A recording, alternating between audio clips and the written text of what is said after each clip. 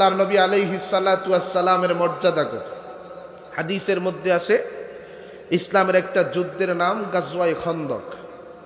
নাম কি? গাজওয়ায়ে খন্দক। খন্দক মানে পরীক্ষা, খন্দক মানে গর্ত। সাহাবায়ে কেরাম 1000। কয় হাজার? 1000। দীর্ঘ 6 কিলোমিটার লম্বা, অনেক চওড়া একটা খাল খনন করেছিলেন, খাল, যাতে করে কোনো অবস্থা কাফেররা মদিনায় হামলা করতে না পারে। সে যুদ্ধের সময়ের ঘটনা শোনেন। সাহাবায়ে কেরামরা বলতেছেন, ইন্না নাহরিফু ইয়াউমাল খন্দক।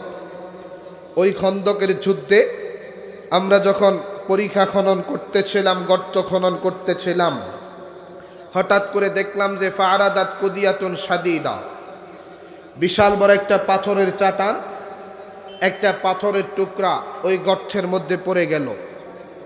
সাহাবায়ে কেরামরা বলতেছেন, আমরা 1000 কোদাল দিয়ে চেষ্টা করলাম, শাবল দিয়ে চেষ্টা করলাম, না, কোনো অবস্থায় পাথরটা লড়াচড়াও করতে পারি নাই, পাথরটা ভাঙতেও পারি নাই। এখন আমরা পেরেশান হয়ে গেলাম, আমরা চিন্তিত হয়ে গেলাম, না জানি আমরা প্রতিপক্ষ কাফেরদের হামলা থেকে বাঁচতে পারবো না। এখন আমরা কি করব? সোজা আল্লাহর নবী আলাইহিস সালাতু ওয়াস সালামের দরবারে আসলাম। ইয়া রাসূলুল্লাহ, দেখেন না, হাজিহি কুদিয়াতুন শাদীদা, বিশাল বড় একটা পাথরের চাটান ওই গর্তের মধ্যে পড়ে গেছে।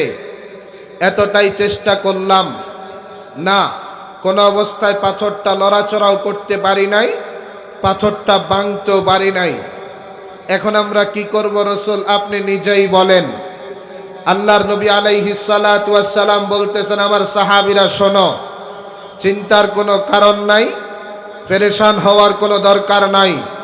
শোনো, ওই পাথর, যেই পাথর তোমরা 1000 সাহাবায়ে কেরাম হাজারো চেষ্টা করার পরেও কোনো অবস্থায় লড়াচড়া করতে পারো নাই, সেই পাথরটা ভাঙার জন্যে আমি নবী মুহাম্মদ একাই সেই গর্ত অবতরণ করব। সুবহানাল্লাহ। আরো জোরে কন্যা সুবহানাল্লাহ।